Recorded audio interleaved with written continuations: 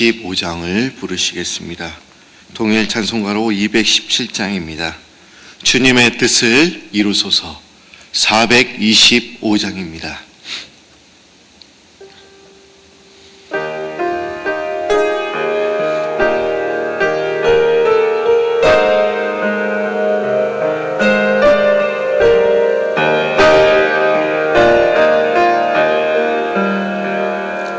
주님의 뜻을 이루소서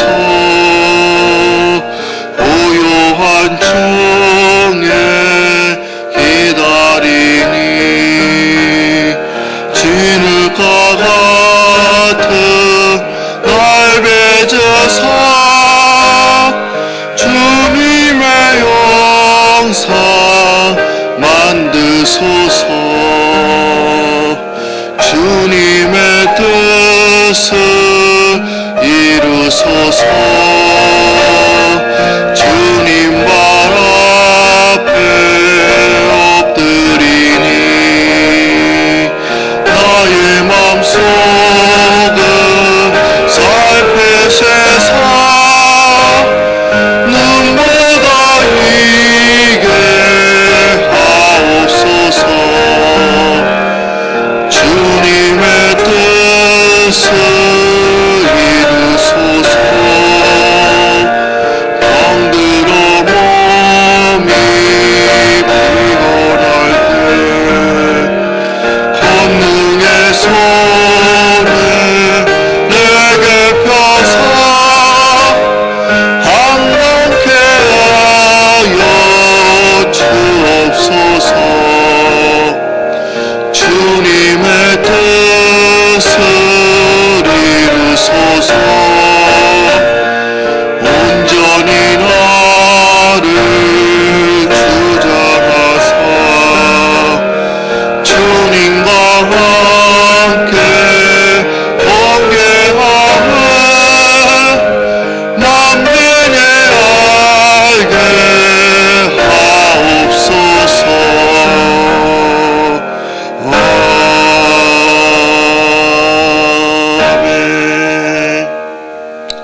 이 시간에는 양성교우를 섬기시는 박순봉 권사님 나오셔서 예배를 위해서 기도해 주시겠습니다.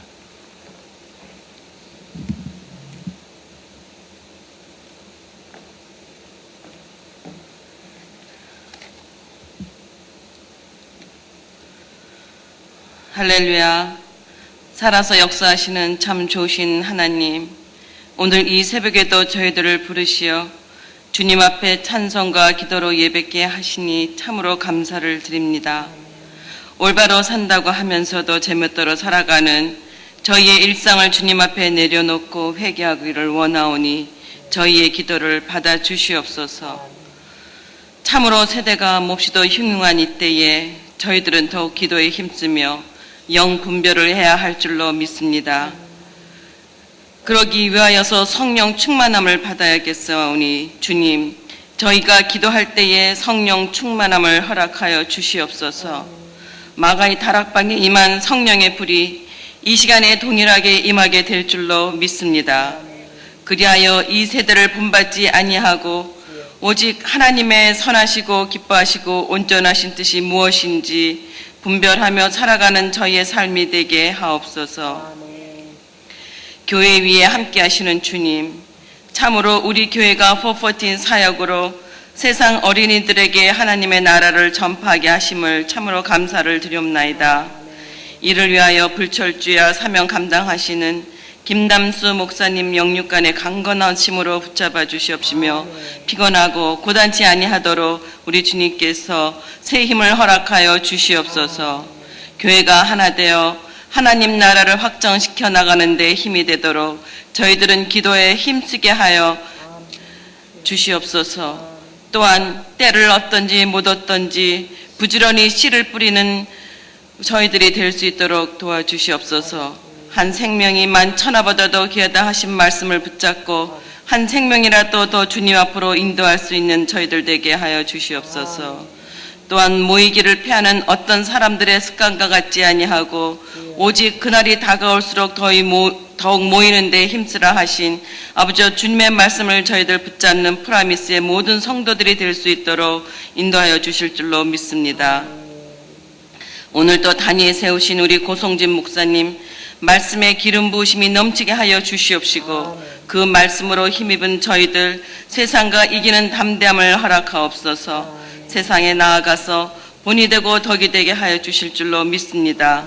저희가 성령 충만하여 저희의 믿음이 장성한 분량에 이르는 저희 모든 성도들이 될 수 있기를 간절히 바라고 원하오며 우리 주 귀하신 우리 주 예수님의 이름으로 기도하였습니다.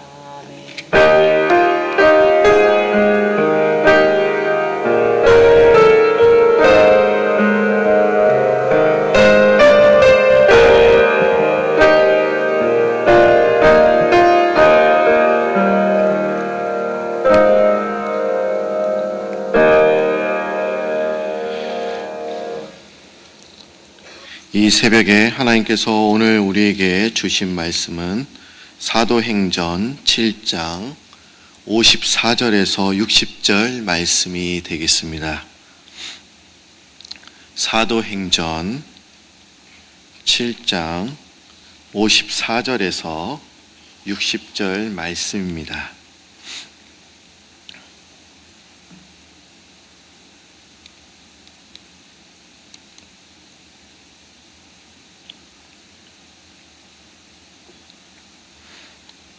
사도행전 7장 54절에서 60절 말씀 다 찾으신 줄 알고 하나님의 말씀을 봉독하겠습니다. 그들이 이 말을 듣고 마음이 찔려 그를 향하여 이를 갈거늘 스데반이 성령 충만하여 하늘을 우러러 주목하여 하나님의 영광과 예수께서 하나님 우편에 서신 것을 보고 말하되 보라 하늘이 열리고 인자가 하나님 우편에 서신 것을 보노라 한데 그들이 큰 소리를 지르며 길을 막고 일제히 그에게 달려들어 성 밖으로 내치고 돌로 칠세 증인들이 옷을 벗어 사울이라 하는 청년의 발 앞에 두니라. 그들이 돌로 스데반을 치니 스데반이 부르짖어 이르되 주 예수여 내 영혼을 받으시옵소서 하고 무릎을 꿇고 크게 불러 이르되 주여 이 죄를 그들에게 돌리지 마옵소서 이 말을 하고 자니라. 아멘. 우리는 지금 기쁨의 50일 특별 새벽기도회를 보내고 있습니다. 근데 2주간은 빌립보서에 대해서 그리고 남은 5주간은 사도행전에 대해서 우리가 말씀을 나누고 있습니다. 근데 매일마다 본문은 다 정해져 있습니다. 그런데 정해진 본문에 설교를 하는 것이 그렇게 쉬운 것은 아닙니다. 어쩔 때는 본문을 깊이 묵상하고 또 연구를 해보기도 하지만 또 어떻게 설교를 해야 될지 방향이 잘 잡히지 않을 때도 있습니다. 근데 오늘 말씀을 보시면 그 어제 말씀과 오늘의 말씀을 좀 연결해서 우리가 좀 살펴봐야 합니다. 초대교인 예루살렘 교회, 그 헬라파 사람들에게 그 구제가 균등하게 그리고 공평하게 분배되지 않자 이제 큰 문제를 봉착하게 됩니다. 그러나 집사를 세워서 또 일꾼을 세워서 이 문제를 잘 해결하는 모습을 우리는 어제 보았습니다. 그리고 그 일곱 집사 중에 한 사람, 그 스데반이 오늘 말씀에 또한 등장하고 있습니다. 그럼 스데반은 과연 어떤 사람이었습니까? 우리가 집사의 기준으로 봐서 이런 사람이었죠. 성령과 믿음이 충만한 사람, 또한 지혜가 충만했습니다. 그리고 사람들에게 칭찬을 받는 사람 중에 한 사람이었습니다. 그리고 이 스데반 이름이 헬라어였기 때문에 그는 히브리파 유대인이 아니었고 헬라파 유대인이었습니다. 그런데 여러분, 또 우리가 스데반을 생각하면 여러분들이 떠오르시는 것이 과연 무엇입니까? 아마도 젊음, 청춘을 아마 여러분들이 생각할 것입니다. 저는 프라미스 교회에 우리 스데반 청년이 있습니다. 저는 그 소속에서 또한 사이비 청년이긴 하지만 아마도 스데반 얘기만 들어도 아마 젊은 패기 그리고 열정을 아마 생각하실 것입니다. 아마 여기에 나오는 스데반도 마찬가지로 우리 교회의 젊은 청년들처럼 열정과 뜨거움이 있었고 또한 성령을 사모하는 그런 신실한 청년이었습니다. 그런데 제가 오늘 본문을 제가 또한 잘 살펴봤습니다. 근데 제가 작년 10월에 브레이크스루 180를 통해서 또 이 말씀을 전했습니다. 그리고 그때도 마찬가지로 성경 본문이 다 정해져 있었습니다. 근데 6개월밖에 안 됐는데 또 똑같은 본문이 또 정해진 겁니다. 그날 또 금요일 날 말씀을 전했는데 오늘도 금요일이에요. 어떻게 이렇게 똑같이 이렇게 본문이 정해지는지 잘 모르겠습니다. 그런데 똑같은 본문을 또 6개월 지나서 하려고 하니까 또 무지 힘듭니다. 옛날 설교 원고를 갖고 와서 똑같이 하면 좋겠지만 또 여러분들이 다 잘하실 거라고 생각이 듭니다. 그래서 저는 어제 이 본문을 연구하면서 다른 각도로 여러분들에게 말씀을 전하고자 합니다. 제가 작년에는 이 본문을요, 기도의 포커스를 두고 말씀을 전했습니다. 스데반은 순교하는 직전에 이런 기도를 드렸습니다. 그 기도의 내용을 보면 두 가지의 기도의 내용이었습니다. 주 예수여, 내 영혼을 받으시옵소서. 주여, 이 죄를 그들에게 돌리지 마옵소서 하고 순교하는 그 모습을 우리는 볼 수 있습니다. 네, 여러분 보십시오. 이 스데반의 기도를 잘 우리가 자세히 관찰해 보면 예수님께서 십자가에 달리셨을 때의 기도와 동일하다는 것을 우리는 알 수 있습니다. 이것은 스데반이 예수님 중심으로 살았다는 것을 말하고 있는 것입니다.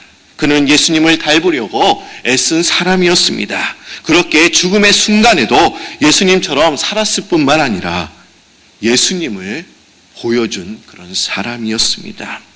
제가 이런 내용을 가지고 제가 작년에 말씀을 드렸습니다마는 오늘은 이제 기도가 아니라 다른 각도로 이 말씀을 전하도록 하겠습니다.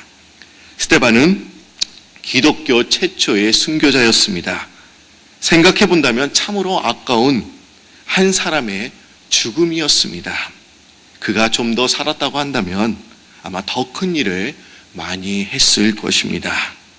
우리 주위에서 일찍이 하나님 편에 간 사람을 우리가 볼 때 어떻습니까? 우리가 이런 생각을 많이 하게 되는 것입니다. 하지만 여러분, 그의 죽음은 그 죽음 자체로 끝나지 않았습니다. 그의 죽음은 많은 결과를 낳았습니다. 그의 죽음의 곁에 서 있던 그 사울이라는 청년이 개종에서 또 사도 바울이 되는 직접적인 그런 동기가 되기도 했습니다. 그리고 제가 아까 전에 말씀드렸던 것처럼 이 스데반은 헬락의 유대인이었습니다. 아마도 사람들은 그를 통해서 헬라 세계에 복음의 문이 열릴 것이다 라고 기대를 했습니다. 그러나 그 기대는 그의 죽음을 통해서 사라진 것으로 보였습니다. 하지만 하나님께서는 오히려 그의 죽음으로 인해 복음이 더 널리 전파되게 하셨습니다. 우리가 스데반이 죽은 후에 그 다음 장인 사도행전 8장을 보시면 예루살렘 교회에 큰 핍박이 있었습니다. 그래서 이 예루살렘에 있는 성도들은 할 수 없이 이제 유대와 이제 사마리아 땅으로 갈 수밖에 없었습니다. 예수님께서 승천하실 때 이렇게 말씀하셨죠.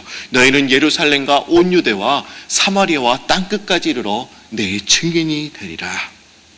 예루살렘 교회는 큰 부흥을 경험했습니다마는 그들이 전도의 울타리는 정작 예루살렘 도시에 국한되어 있었습니다.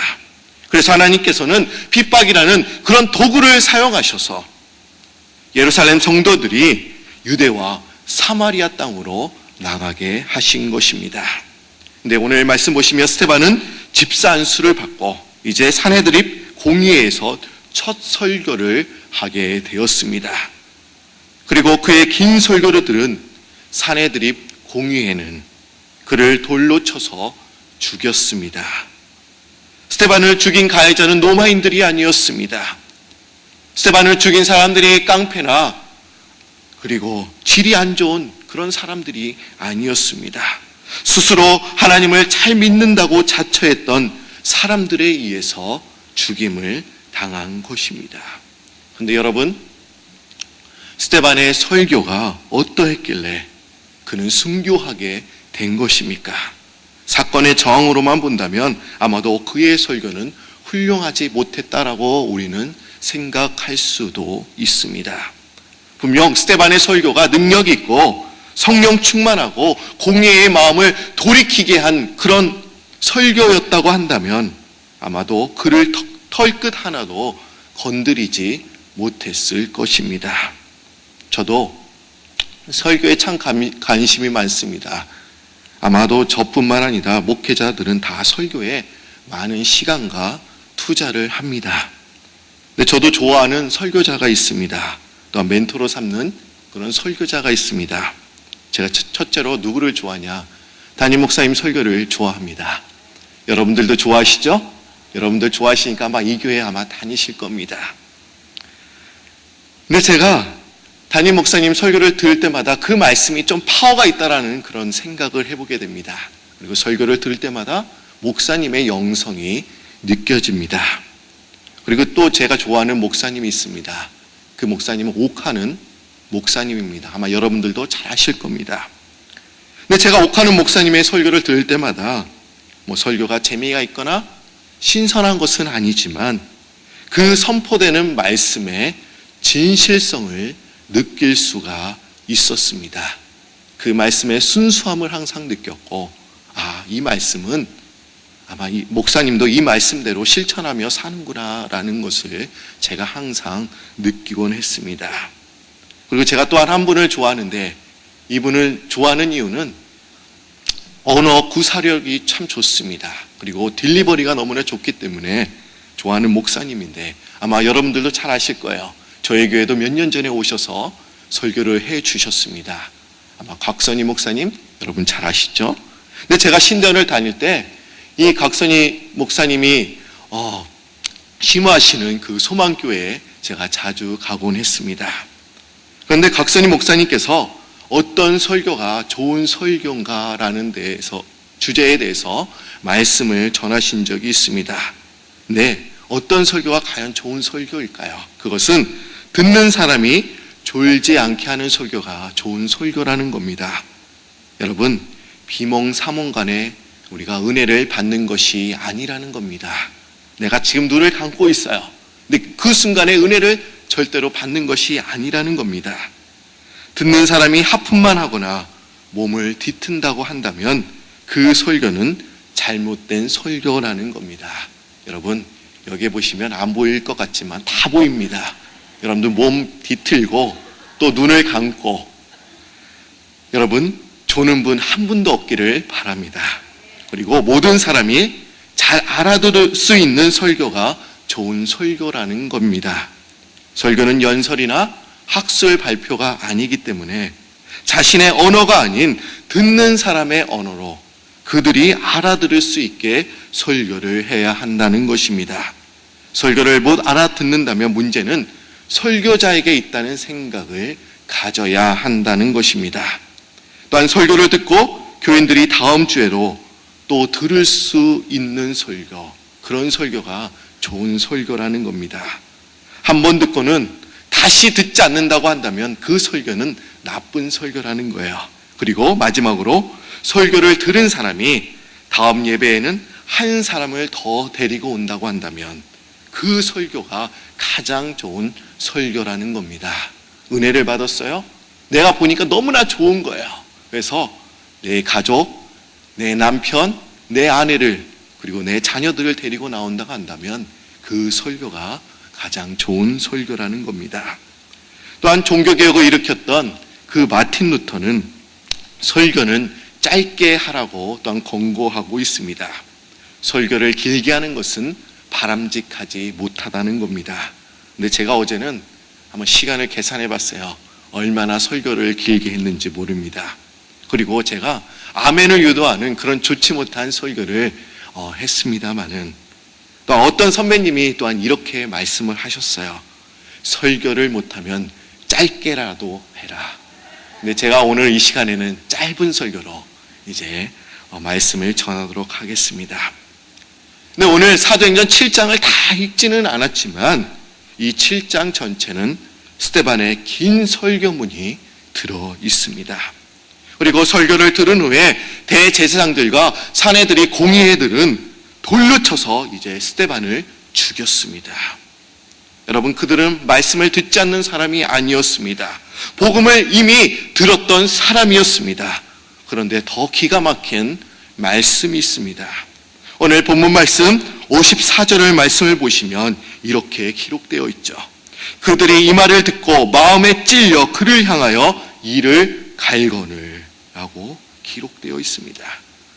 그들은 스데반의 설교를 듣고 마음이 찔렸던 그런 사람이었습니다. 그들은 말씀을 들었을 뿐만 아니라 마음에 찔리기까지 했습니다.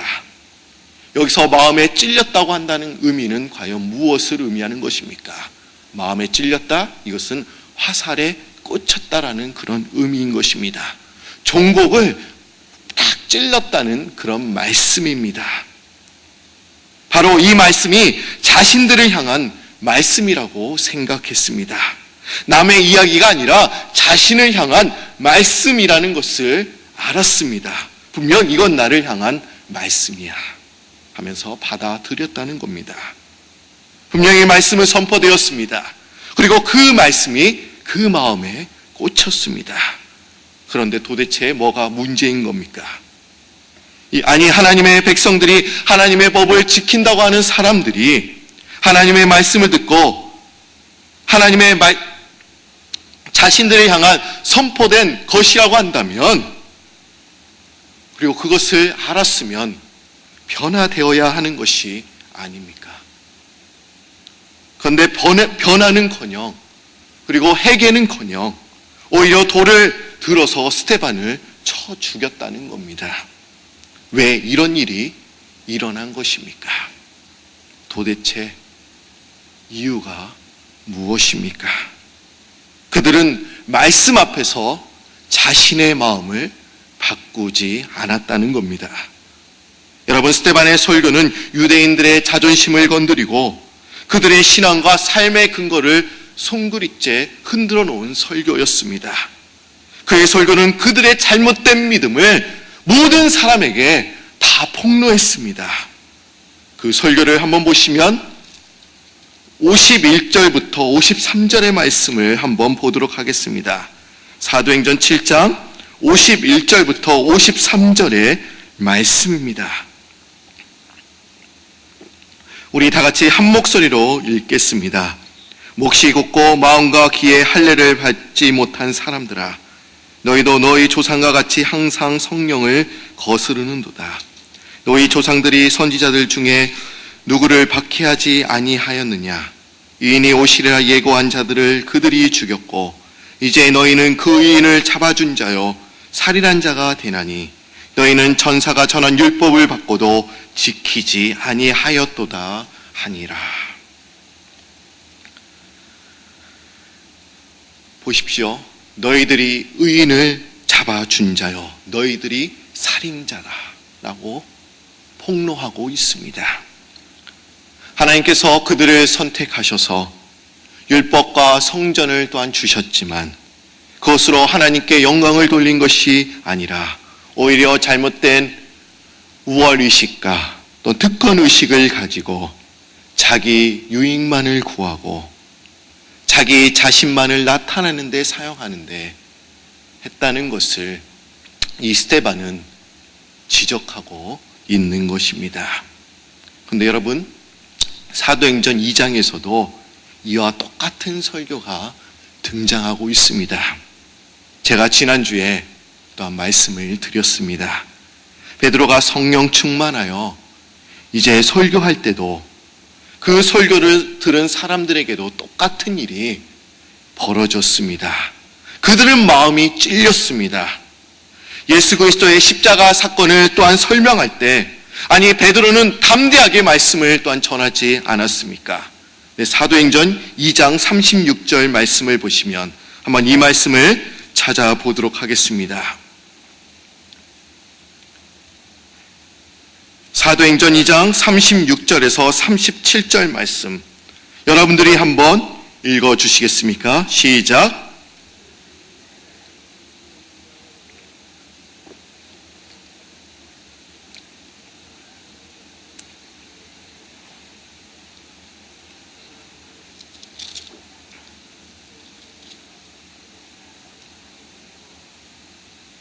제가 다시 한번 읽어드리겠습니다. 그런즉 이스라엘 온 집은 확실히 알지니 너희가 십자가에 못 박은 이 예수를 하나님이 주와 그리스도가 되게 하셨느니라 하니라.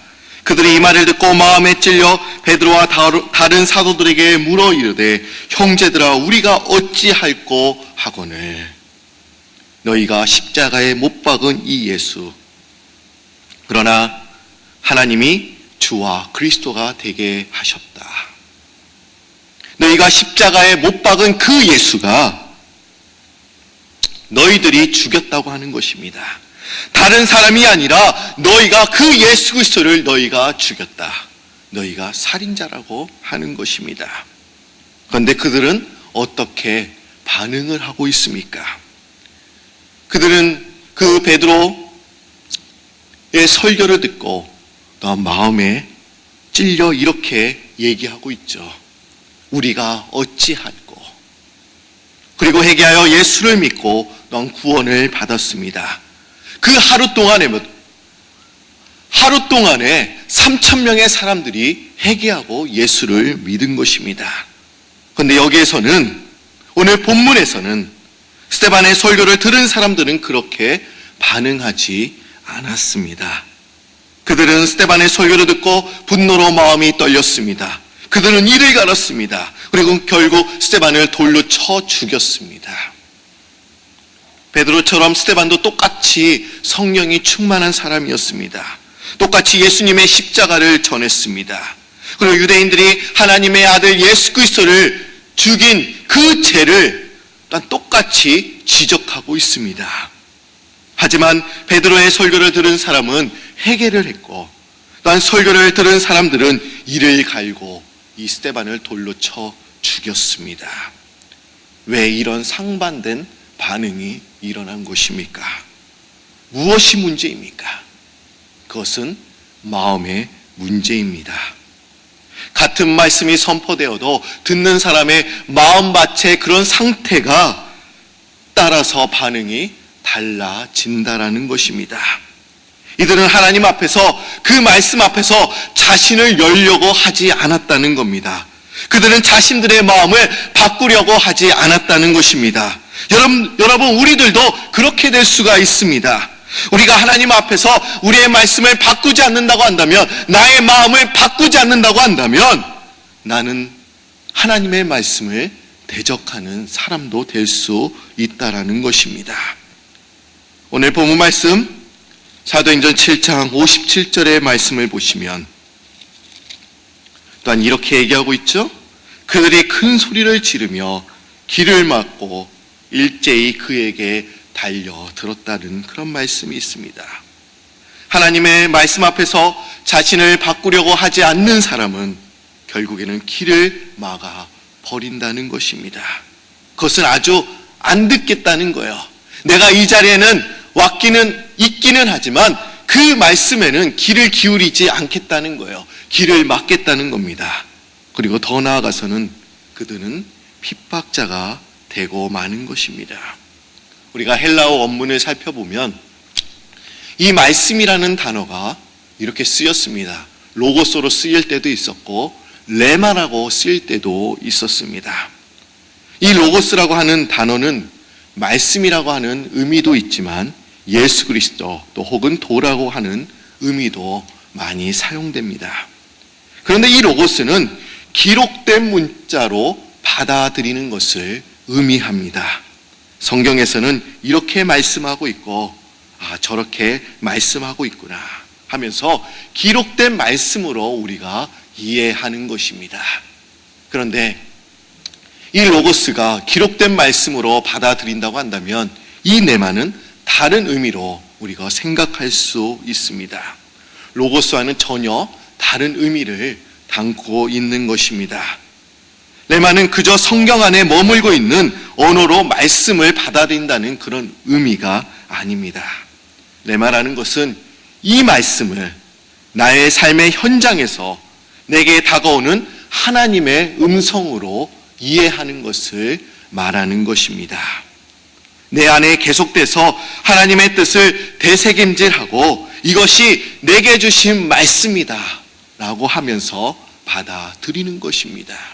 아마 여러분들 이 말씀을 들을 때 이렇게 생각하죠. 이 말씀은 전에는 읽었을 때는 그냥 기록된 말씀으로 우리가 이해됐는데 오늘 딱 이 순간 내가 어떻게 이 말씀을 읽었을 때는 어떻게 나에게 딱 맞는 말씀이지 하면서 받아들이는 것이 내마로 받아들이는 것입니다.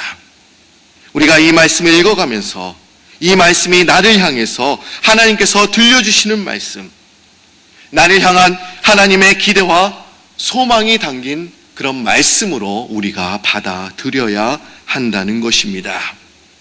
여러분, 그 당시 로마의 통치 아래에 있어서 그 사형의 경우는 반드시 로마 총독의 허락을 받아야 했습니다. 모든 것이 다 자치로 허용되었지만 이 살인마는 절대로 허용되지 않았습니다. 하지만 그들은 흥분한 나머지 스데반을 그냥 처형하고 말았습니다. 앞뒤를 가리지 않았습니다. 재판도 없이 그를 죽인 것입니다. 혹시라도 여러분도 이 사내들의 의회의 그런 공회원들처럼 하나님을 안다고 하고 또 하나님을 섬긴다고 하면서 주의 말씀을 듣고 또한 주의 찔림, 하나님의 말씀을 듣고 찔림이 있으면서도 여전히 하나님 말씀 앞에 깨어지지 않는 분이 계십니까?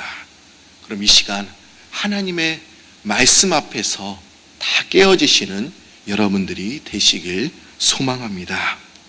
세계적인 전도자 빌리 그레이엄 목사님이 사역을 이제 마무리할 즈음에 어떤 기자가 이런 질문을 던졌습니다. 목사님, 지금까지 수많은 나라와 지역에 복음을 전하셨는데 지금까지의 사역 중에서 혹시 아쉬운 것이 있으십니까? 빌리 그레이엄 목사님이 이렇게 대답을 합니다. 저는 복음이 교회 밖에만 있는 줄 알았습니다.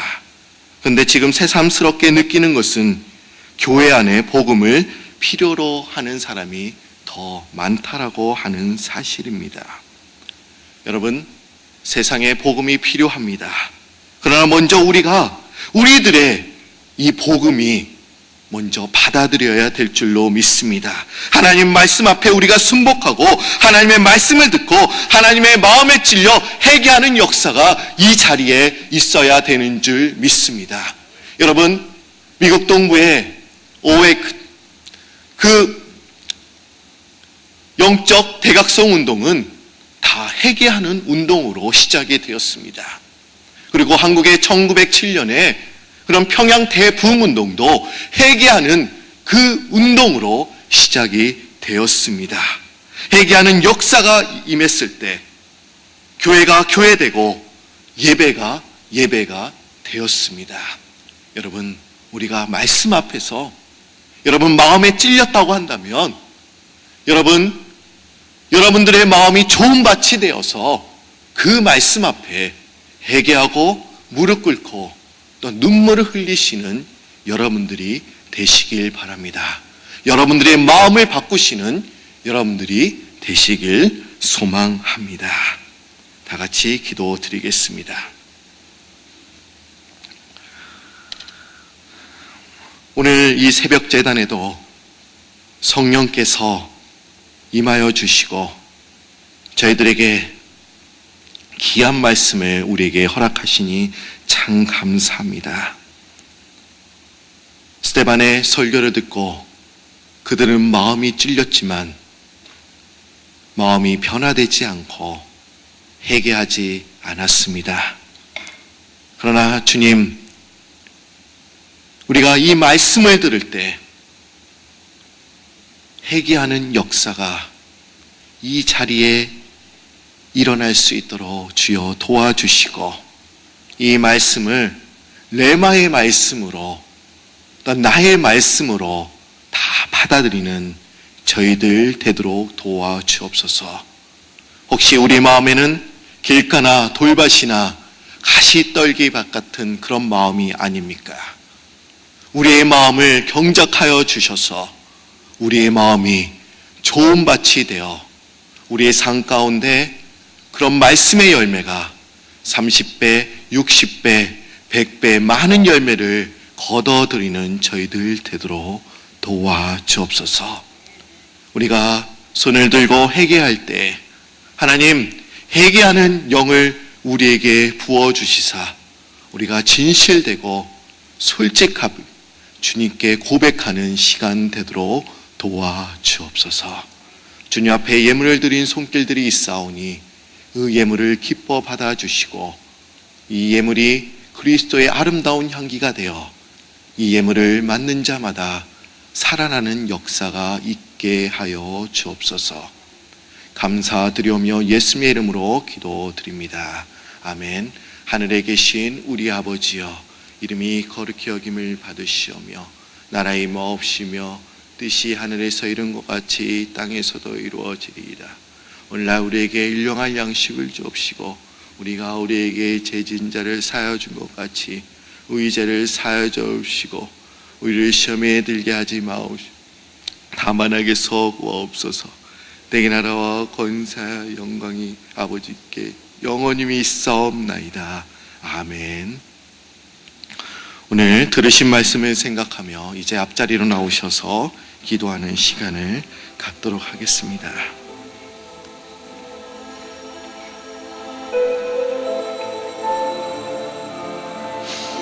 우리는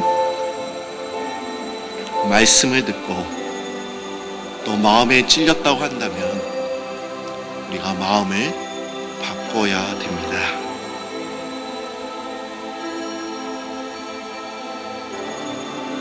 마음에 찔려 이를 가는 것이 아니라 하나님, 제 잘못입니다.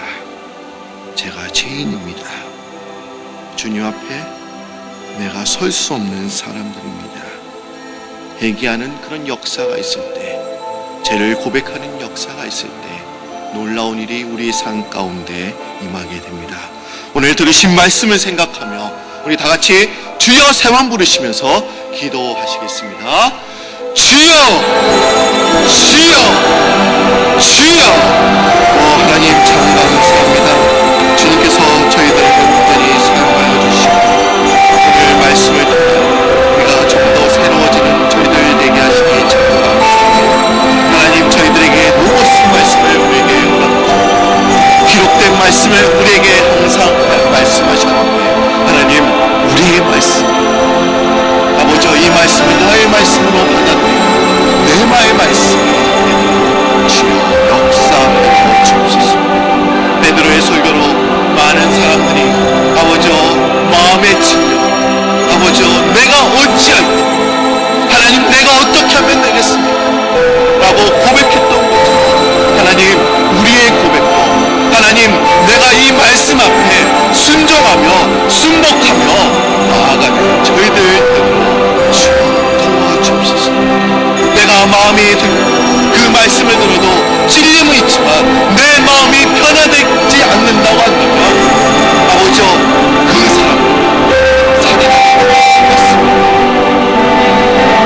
하나님께서 원하시는 것은 마음이 우리가 말씀으로 찔릴 뿐만 아니라 그 말씀 안에 우리가 진정으로 순종하며 회개하며 하나님께서는 그 말씀을 우리에게 원하시고 하나님 내 마의 말씀을 역시나 나아갈 수 있도록 주옵사하여 주옵소서. 하나님 우리가 설교도 들어도 반응이 일어나지 않는다고 한다면 하나님 내 자신의 문제가 있는지 할 수 있도록 주님 인도하여 주시고 오늘 선포되는 이 말씀이 나에게 주신 말씀으로 나의 가정에 주신 말씀 나의 사업장에 주신 말씀 또한 우리 교회에 주신 말씀으로 우리가 받아들여 우리의 마음을 바꾸며 이제 다시 떨기밭이 아니라 좋은 밭이 되는 저의 마음을 바꾸어 주옵소서. 난 이 강단을 이 재단을 온전히 주님께서 사랑하여 주옵소서. 아버지 이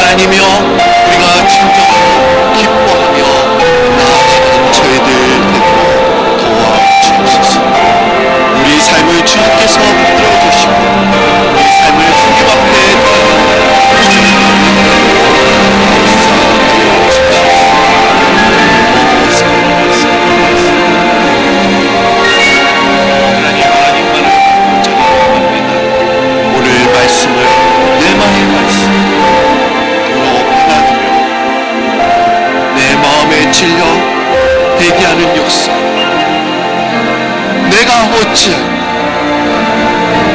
내가 어떻게 하면 되겠습니까? 라고 고백하는 저희들을